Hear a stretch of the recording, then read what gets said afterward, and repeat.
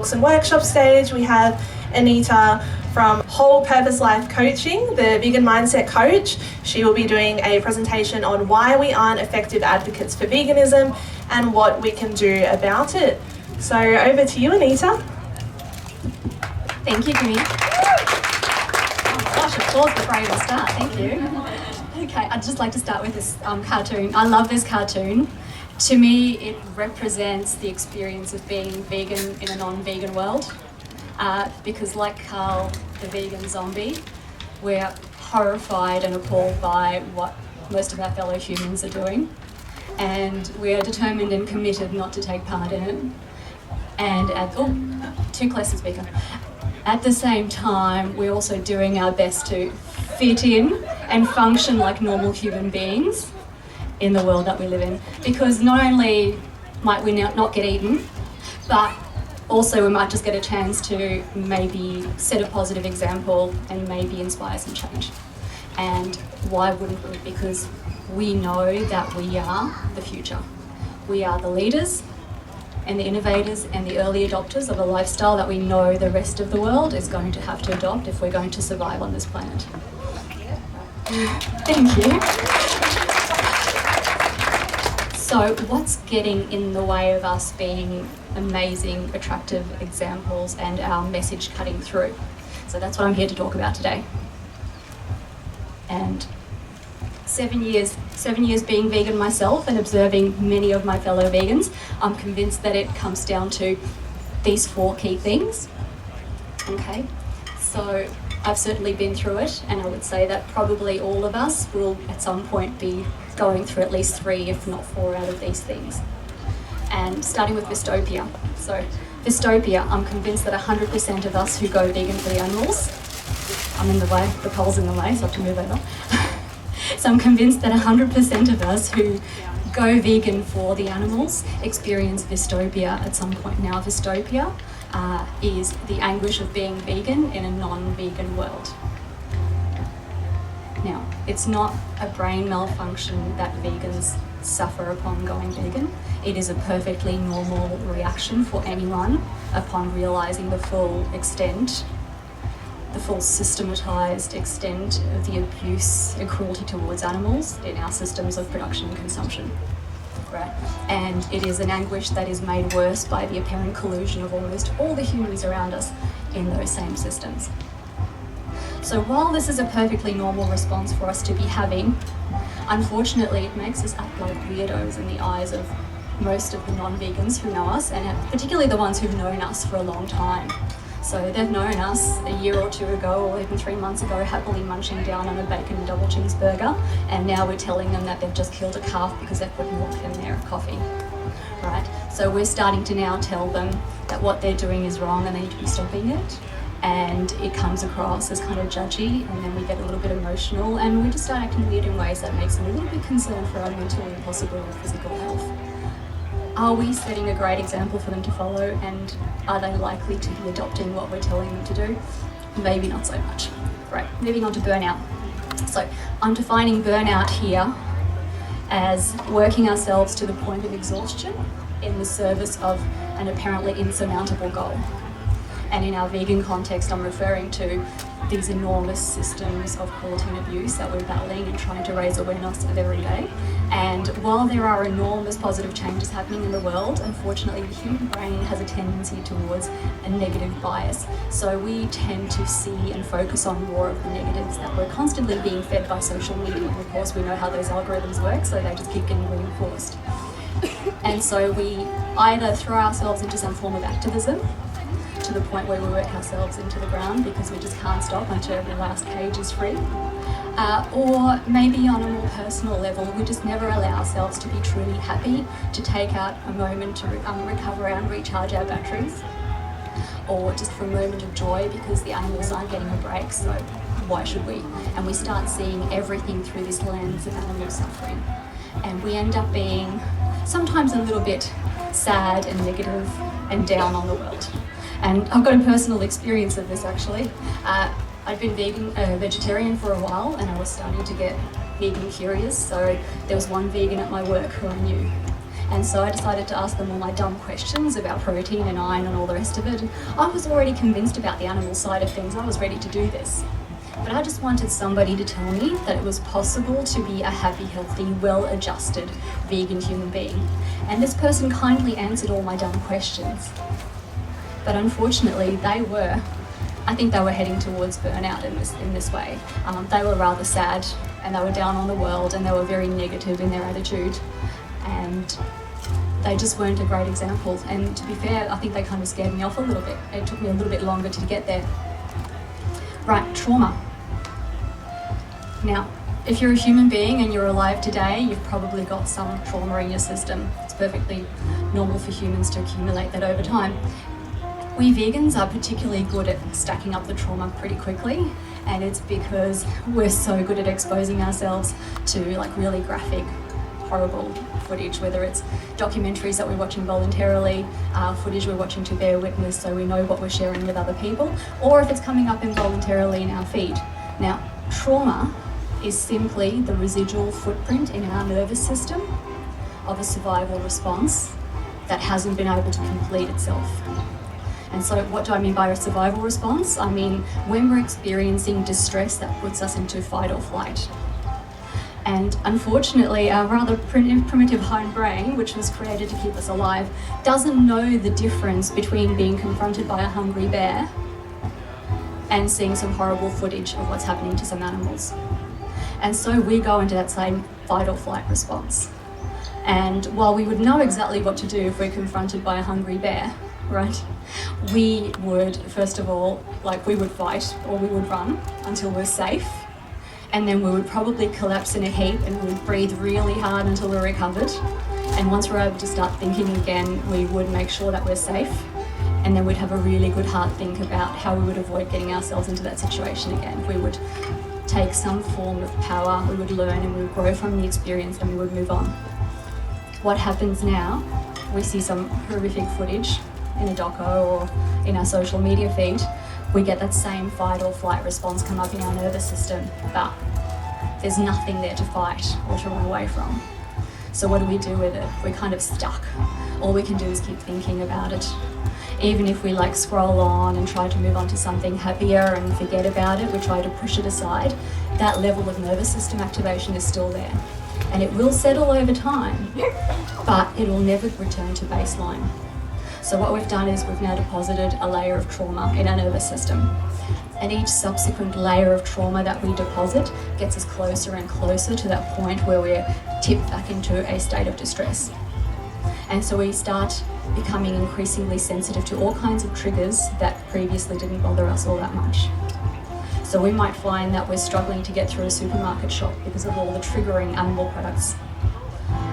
We might get to the point, and this is a true scenario that somebody shared on Facebook because they were calling out for help, and she said, "Help, I'm at Bunnings and I'm just in floods of tears and I don't know what to do because I came in for some gardening gear and I saw the leather gloves." Right, and this person was triggered into a memory of something horrific they saw happening to a cow on the way to becoming leather. So if we don't address our trauma, if we don't prevent depositing more trauma, we start to feel increasingly sensitised just by our everyday world, and we start to feel increasingly unsafe, and we get ever closer to that tipping point. So if we're finding ourselves being triggered into some kind of emotional meltdown, whether that is fits of rage or tears by things that don't seem to bother other people and things that maybe didn't bother us in the past, there's a good chance that we're carrying some unresolved trauma. Right, moving on to unprocessed emotions. So this might seem like it relates to trauma, but it's actually something different. So this isn't addressing a survival response. This is just our everyday feelings. So the little uncomfortable, negative emotions that we all have during the day, the frustrations, the anger, the sadness, the guilt, the shame, the things that just happen during the day. And unfortunately, generally humans aren't taught how to feel our feelings growing up. It's just not taught in schools, and most of our parents don't know how to do it, and set terrible examples in most cases. So what we do, most of us, is we push them aside, these negative feelings. We don't have time for them, we've got to get on with our day, we've got to keep working. So we push them aside, we push them down, we bottle them up. Some of us who tend to have short tempers might actually expel them violently by shouting at somebody, and that feels good in the moment but doesn't serve us in the long term, right? But most of us do repress those emotions. And emotions are kind of like a fully inflated beach ball. You try and keep a fully inflated beach ball pushed down under the surface of the water for any amount of time, how much force and resistance is that giving you, right? So much force and resistance. Can you do it forever? No. You're going to get pretty tired, and eventually that thing's going to bob back up. And when it does, we don't have much resource left to deal with it, because usually it's the end of the day and we've exerted all our mental energy and used up all of our willpower trying to keep it suppressed. And now we get home from work and we're exhausted and we're really crabby, and we dump our bag and we look at our kitchen and we're like, I just can't be bothered cooking that healthy meal I was planning to cook tonight. No, I'm just going to phone for pizza, and while I wait for that, I might just grab that bottle of wine from the fridge and turn on Netflix. Right. And what we're doing there is we're reaching for a dopamine hit. So dopamine is the pleasure chemical in our brain, and it is released in massive quantities in response to hyperpalatable foods. So basically anything we get from a restaurant or takeaway these days, certainly anything highly processed we get from the supermarket. Usually it's that optimal combination of salt, fat and sugar to hit the bliss point in our taste buds, and that's just like fireworks in our brain. So food, but also alcohol, a number of recreational drugs. Social media is totally designed to just keep hitting the dopamine button. And so is trash TV, right? It sets our brain up with that kind of tension and that wonderful release over and over. Oh, and one more is retail therapy. It's all about the dopamine. So these are the things we end up reaching for in order to not feel our emotions, because we don't know how to do it. So we've got home and this is what we're doing. And if we're doing these kinds of things every time that the emotions get too much and we don't know how else to handle them, the long-term impact of that is that we don't end up being as healthy in mind or in body or in bank account as we would like to be. Okay, and what ends up happening in terms of setting an example or getting through to non-vegans, well, they look at us and go, I reckon you're not that much healthier, fitter or well off than I am, so, you know, so much for your healthy vegan lifestyle that you've been telling me about. So 4 things that I've definitely observed and had felt the impact of. Now, what do we do? Okay, what can we do? So the good news is there are only 2 things we need to do to address all of that. The first and most important is learning to manage our mind. Might seem like a big thing, but I'm going to spend a bit of time on this. So, managing our minds. Most people aren't aware that minds are something that should be managed, or even could be managed. But the reality is that an unmanaged mind is like a 3-year-old hyped up on Red Bull, running around a party with a kitchen knife. Soon somebody's going to get hurt, and usually it's us. Okay, so why is that? It's because we all have about 60,000 thoughts every day, and yet somebody's counted. Right? Most of them we're not aware of. Most of them are on autopilot. And these thoughts are the soundtrack to our lives. They're the background that's running, the narration that's running throughout our day. And while we're not even aware or barely aware of most of them, they're actually creating our feelings and driving our actions and producing our results. And when we've got to the end of a day and we've had a terrible day, there's a good chance that those unexamined thoughts have played a fairly large part. So managing our minds is actually going to take care of about 90% of the stuff I've been talking about. What's the remaining 10%? What? Okay, communicating a bit more effectively. And this is actually fairly simple, particularly once we've learned how to manage our mind, because most of simple, effective communication feeds right back to that mental awareness. So, let's jump in. I'd like to spend a bit of time on this slide because if there's just one thing that you take away from this today, is this concept. If you can understand and start to apply this concept in your everyday life, I guarantee that your life and your effectiveness as an advocate is going to increase markedly straight away. So I didn't invent this concept. In fact, I don't think anyone really invented the whole process, because it's just how our minds create our reality. This model has been put together kindly by Brooke Castillo from the Life Coach School, and she's made it lovely and simple, so acknowledging her there. Right, so what does this model say? Well, first of all, there are circumstances. So circumstances are just all the things that happen in the world. They're the things outside of us that we don't have control over. Right, so sun is shining, grass is green. There's a marquee. There are people. Okay. Circumstances also include other people and their thoughts, feelings, and actions. Right? Not in control of those. Okay. That's the only thing on here that we don't have direct and complete control over. Everything else is internal. So there are circumstances, and then we have thoughts about those circumstances. Now, our thoughts then create our feelings. Now, most of us, unless we're taught this, don't realise it. We just think that circumstances create our feelings. Like, that person just made me feel angry. The sun hasn't shone in 3 weeks, so I'm sad. Right. And maybe that is a direct physiological effect, but for the vast majority of cases, you don't have a feeling without having a thought about the circumstances first.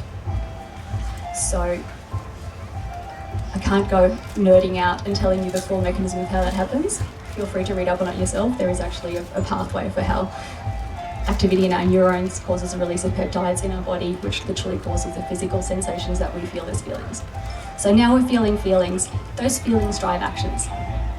So a lot of us think that our actions are driven by our logical thinking, but in fact our actions are driven by our feelings. Again, some very clever scientists have put people into fMRI machines and demonstrated that the decisions they're making in those experimental situations are in fact absolutely driven by the limbic system, by their emotions. And then subsequently, when they're asked why they made that decision, they come up with some really good logical reasons that often have nothing to do with their feelings. And we do this a lot. So we act out of emotion, and then later on we justify it with reason. And the reason for that is because there are so many unexamined thoughts that are just driving feelings that are creating actions that we're not even aware of, that if we actually went back and had a look at the thought that was driving that feeling and ultimately that action, we might actually be a little bit embarrassed. Okay, so now we've had feelings, we've done actions as a result, and then the result of our actions is our results. So let's say I come home from work every night and I cook that healthy meal and I go to bed nice and early and I wake up in time the next morning to go for a run. And I repeat that. And that's my habit.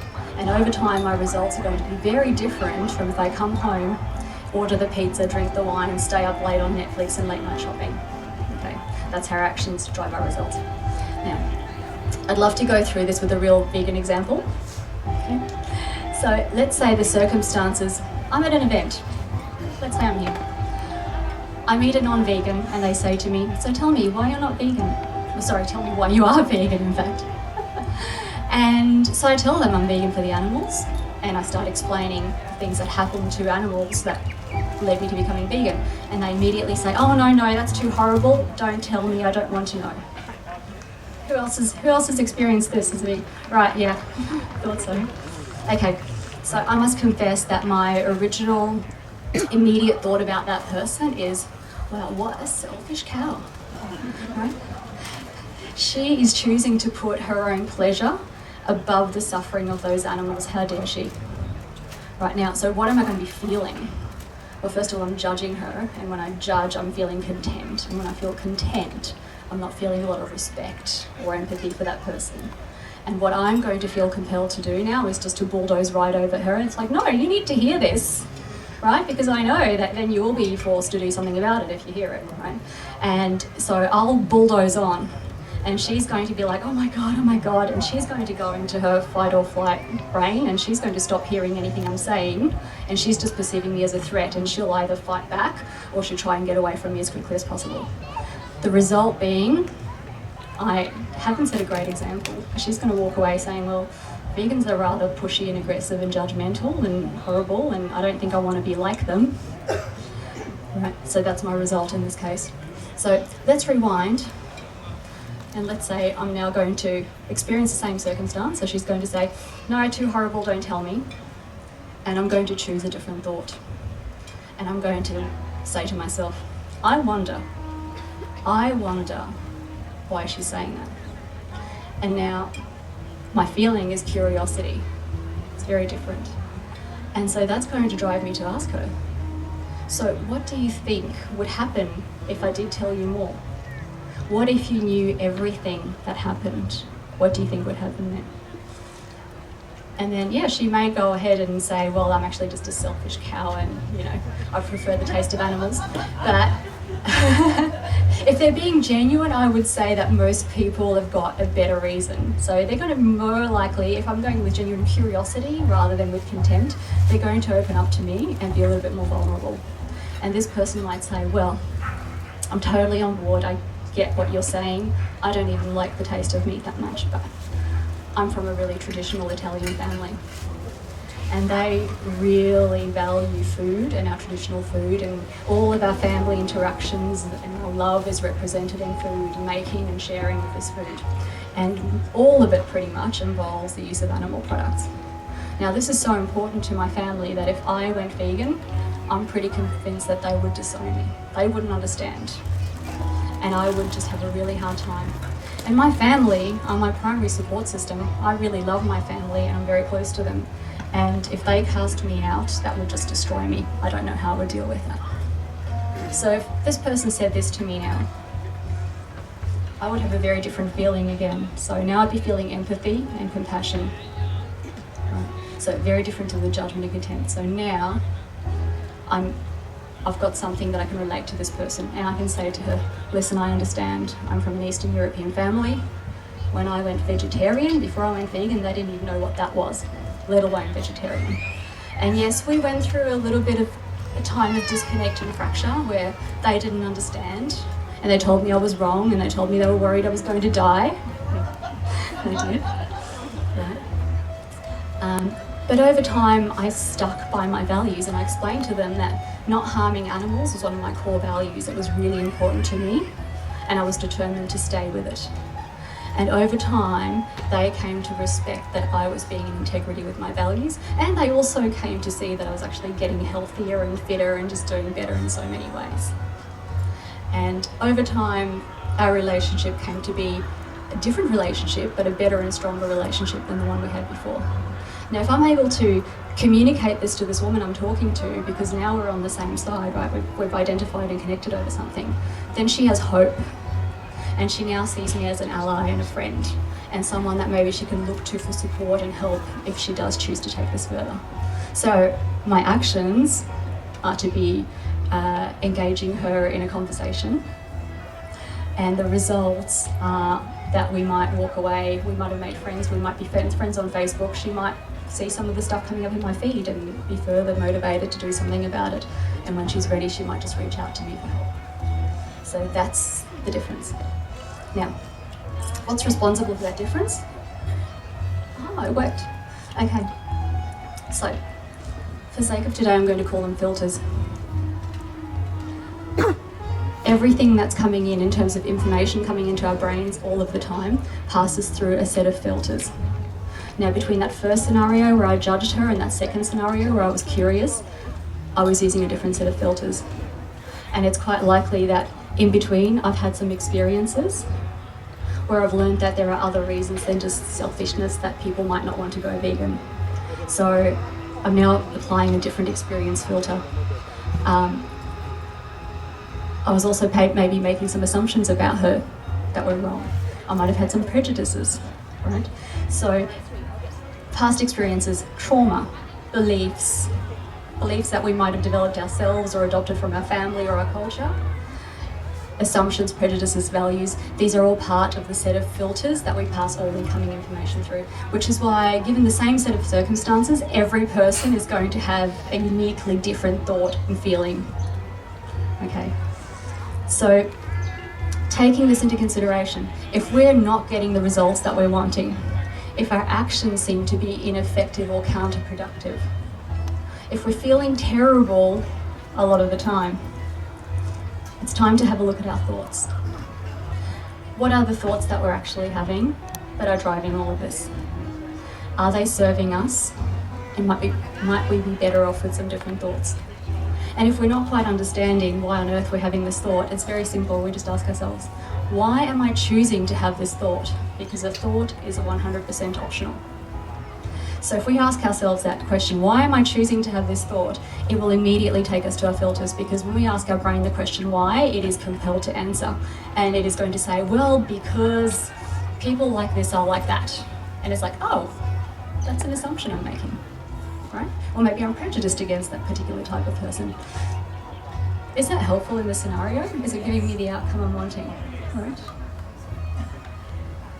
So, examining our thoughts now. I wanted to, thank you, Sue. Sue's like nodding and going, yes. So, it was rhetorical. So, keep that in mind. So if all you take away and you go to sleep from here, that's fine. But I'm just now going to run through, as quickly as I possibly can in the time I have left, the actual steps, the key steps to managing our mind and communicating more effectively. All of this relates back to that model that we just ran through. Okay, so the first thing I've listed on there is resolving past traumas. I've listed it as the first thing because, as I said, trauma sets the baseline for our emotional reactivity and how safe we feel in the world.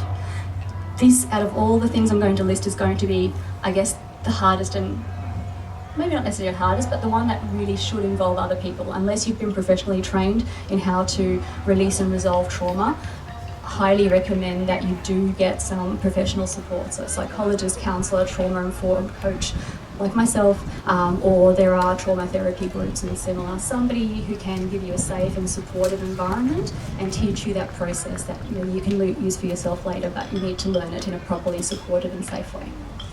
Okay, now, because I've listed it as number one, doesn't mean that it's the thing you have to do first. You can absolutely go on to do all the other things, but be aware that if you're carrying a lot of residual trauma, it is going to have an impact, because it remains one of your key filters. It's going to have an impact on everything else you do to manage your mind. Okay. Next, deal with survival stress. So this is that acute fight or flight stress. Deal with it when it arises so that it doesn't become trauma, so you don't carry it forward for the rest of your life, right? And I had intended to actually run through the step-by-step process here, and then I realised it was going to blow this presentation time like out to an hour and a half. It wasn't going to happen. So please do contact me. I will provide these for free for people, how to actually deal with a fight or flight situation in the moment so that you process it and use it and can grow from it, and not lay it down as trauma. Okay.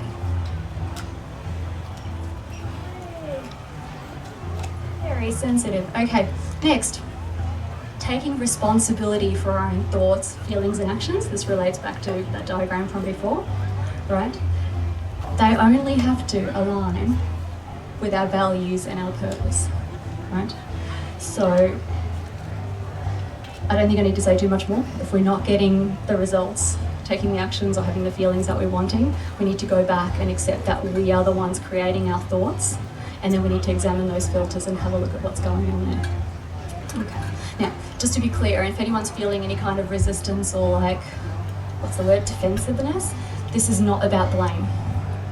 So the blame is like the worst thing, because if you blame others for what you're feeling or your outcomes, or even if you're just putting blame on yourself, it leaves you with nowhere to go, right? Blame is just like being in victim mentality.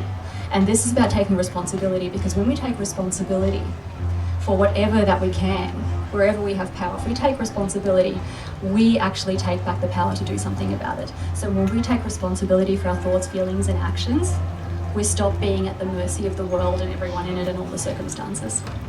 Okay, it's actually an amazing feeling. If you haven't done it, please. Next, this is the flip side, which I really, really love. If we just take responsibility for our own thoughts, feelings and actions, we get to relinquish responsibility for everybody else's.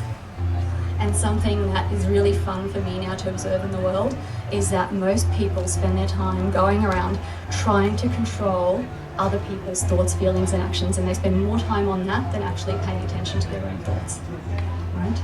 And so this often expresses itself in people pleasing, where we just do all kinds of crazy stuff that we would never do, trying to be people that we're actually not in order to make other people like us, or at least not dislike us.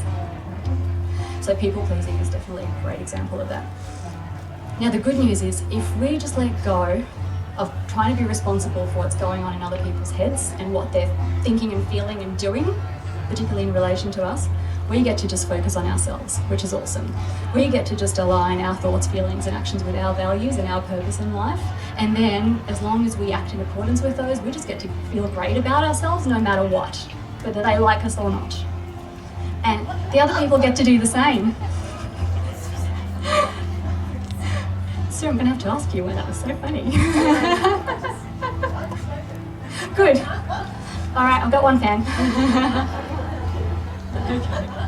So isn't it amazing if all we have to worry about is what's going on inside our brain and let other people be responsible for what's going on inside theirs? It feels absolutely amazing. So I'm gonna move on from there.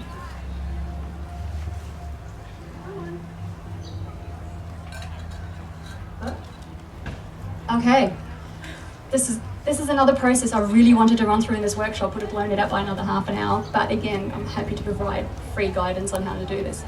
So processing negative emotion. So we get home at the end of the day and oh boy, we're loaded up with negative emotion, right? Now, we don't have to be. We can actually process negative emotion when it arises, or if we have carried it through the day, we can do it all in one go at the end of the day. And it's actually a fairly simple process. I'll give you a clue. It involves actually feeling our feelings, which I know is really scary.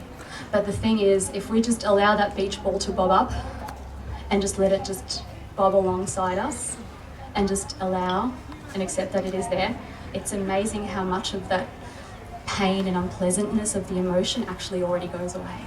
From there, we can take the brave step of actually feeling the sensations of that emotion in our body. And then there are a couple more steps after that, where by the end of it, I can guarantee that if you just take 5 to 10 minutes to process that emotion in that way, you won't be reaching for the pizza or the wine or the Netflix or the late night shopping. If we make this a practice, our results in the long term are going to just be so much better. So, getting sneak peeks. Okay. Next, creating an awareness of our own thoughts. Remember, we've got those 60,000 thoughts and most of them we're not even aware of and they're driving our day-to-day lives. So this is referring to making the effort to create some kind of mindfulness practice. So intentionally taking the time to have a look at our thoughts. Now for some people this is meditation. I know lots of people really struggle with meditation, ironically, because they don't want to be alone with their thoughts. Right? So if meditation doesn't work for you, there's other ways of doing this. There's journaling, there's like stream of consciousness. Now there's one method that I will teach my clients, which is called thought work. And it basically involves a simple form of journaling where I just get them to dump everything that's in their brain onto a piece of paper for 5 minutes. And then we have a look, we feed those thoughts back into that thought model and we have a look. Right? What feelings would those thoughts create and what actions would you take if you acted on those feelings and what results might that give you? And then we go back and we have a look at those filters. What unexamined beliefs, what limiting beliefs, what prejudices and assumptions are you carrying? And it allows people to just release things that no longer serve them, things that they've been carrying around, these filters in their mind, maybe all their lives. They get to see them for the first time and they get to experience a real mindset shift. So it's work that only needs to be done once, because once the shift has happened, you're thinking very differently and you're thinking in a way that actually serves you. So brilliant process, again, happy to share. And then finally, you get to step number 7, you're like a master, because now not only are you able to examine your thoughts and your feelings and those filters, but you're now able to intentionally create the thoughts and the feelings that you want to be having to drive the results that you want, right? It's amazing how well it works. Okay, so when you get to this point, you're doing really well. Now, even if you just do the first 3 things on that list, I will guarantee you it will just change your life significantly for the better. It will just make it so much easier to get the results that you want and to feel better, generally, especially about yourself. All right, keeping an eye on the time. Very quickly, communicating effectively. I said it's the remaining 10%, right? There's only a few simple steps and all of them relate back to managing our minds. first is, if we want to communicate clearly to somebody, especially if it's a difficult conversation, if it's a difficult non-vegan to vegan conversation, differentiating between facts, thoughts, feelings, results and requests, so those things I was talking about before, just making it really clear what you're referring to. So I'll give you an example of how not to do this. So let's say I'm talking to a non-vegan friend who's in the habit of eating meat around me, and I find it distressing. I don't like it. And I could try and manage my mind around it and change my feelings, but that takes a lot of mental energy, and I really don't want to. And I'd rather just enjoy this person's presence than be just managing my mind around them. So I'm going to, this is how not to do it, right? I say to them, I can't believe you're still eating meat. After everything I've told you, I can't believe you can be so disrespectful and uncaring. All right, so like, how many of those things have I done? Like, maybe I've got one little fact in there that they're eating meat, but apart from that, I've not shared my thoughts, my feelings. I've given them a dose of judgment and blame, is what I've given them. Does it leave them with anywhere to go? No, other than being defensive. Right, so how I would do this is I would say to them, listen, you're my friend and I love you, and I must tell you that when you eat meat around me, all I can think about, there's my thought, and I've taken responsibility for it because it's all I can think about, is what happened to those animals in the process of being that food. And when I have these thoughts, I feel distressed and I feel distracted. I'm taking responsibility for my feelings, and I can't focus on our interaction or enjoying my time with you. That's my result. Again, I'm taking responsibility. Then I'm going to make my request, which is in the interest of our relationship going forward, so that we can both enjoy each other's company, I'm going to ask you not to eat in my presence in the future. Right? That's clear communication. Now, I haven't pushed them into an emotional defensive response because I've taken responsibility for my own thoughts, feelings, actions and results. It's not their fault. I've made a request. It's up to them if they choose to agree or honour that request. That's entirely up to them because I don't control their own thoughts, feelings or actions. Okay. All of these points relate. Share information with no judgment. So if we're just wanting them to hear the info, if we're just wanting them to hear the stats, the billions of animals and what happens to them, we need to not be judging them in the process. As soon as we start even thinking judgmentally and we start separating us from them, the defences will come up. A really great trick for keeping us on the same side is just to use the collective we. So if we just say to them, look, 90 billion animals a year are killed for us to eat. Now, you might not have eaten meat in decades, but still, this is so useful. Because what using we does is it keeps us on the same side. As soon as you say, that milk in your coffee, defense is up, right? That you're attacking them and judging them. So really, really, really clever little trick is just to use that collective. Now they will be able to hear those facts. If we're talking about we're on the same side, right? We've been lied to, we don't know what the industries do. Right. Feelings, on the other hand, should be shared really vulnerably. So what I mean by that is the previous example, where I'm like, I get really distressed, right? And I can go into some detail. So if I'm now not sharing information, but I'm wanting them to take action in empathy with me because I'm the one who's getting distressed, then I want them to really understand the depth of my feelings. Now I want that emotional contagion, I want them to feel that emotion. And it's really important to keep those two separate. Okay. Make clear requests, again, goes back to the previous example. Just tell people. It's amazing how often we assume that by making a statement, like my first one, about I can't believe how disrespectful you are, that people get the idea, and they really don't. It's amazing how dumb people are. So being really, really clear about what it is that I'm asking you to do. And the final one, this is super important. Set and uphold clear boundaries. And I've bolded uphold. Okay? So a boundary is not about controlling other people's behaviour. It's about protecting our emotional well-being. Okay? And that first example, my boundary might be is I decide I will no longer tolerate people eating meat around me. That's my boundary. Okay? Now I can't control other people's actions. I might make the request and they might ignore it. They might start eating meat around me. Now it's up to me to uphold my boundary. And that's in order to uphold that boundary, to not have people eating around me, I'm going to have to get up and leave. Now, I might have shared my boundary with the person in advance, which I think might be courteous because then they'll know why I'm getting up and leaving. But it's not a matter of upholding my boundary would not, for example, be saying, I'm going to leave unless you stop doing that. Now that's switched over to trying to control them, right? And we just can't. And all that's going to do is create some pushback in an argument. So we simply get up and leave. That's upholding our boundary. And they will soon learn. And it's amazing how after a couple of goes, people learn our boundaries and they learn to respect them. And they learn to respect us for being in integrity with those boundaries and our values. So when we continue to act in integrity with our values, eventually people come around and they will respect it. Okay, I think I'm out of time. I've spoken enough. That's it. That's how we become more effective advocates in a nutshell. 40-minute nutshell. Now, if there's any questions or comments, I literally have 1 minute, but I'm very happy for you to come and find me after the prezzo if you've got any further questions. And here's all my contact details, so please feel free to get in touch in any of those ways, Facebook, Instagram. My website is literally launching like today, so you will literally be the first people to see the website if you go there, so please go there. Get in touch. So if you're wanting further information or resources related to any of that, really happy to talk to you. And honestly, if I were able to present everything I wanted to share with you today, it would have been a whole day workshop, and so I'm not ruling out doing that down the track if people are wanting it. So yes, thank you very much all.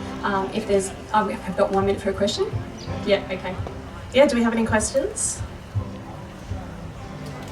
Okay, no? It's a comment, really valuable, thank you. Yes. Yeah. Yeah, let's give her another round of applause. Thank you so much, Anita, for your time. So Anita is the vegan mindset coach from Whole Life Purpose Coaching. And if you can either take a photo of that, otherwise we have all of our presenters' details on our website as well.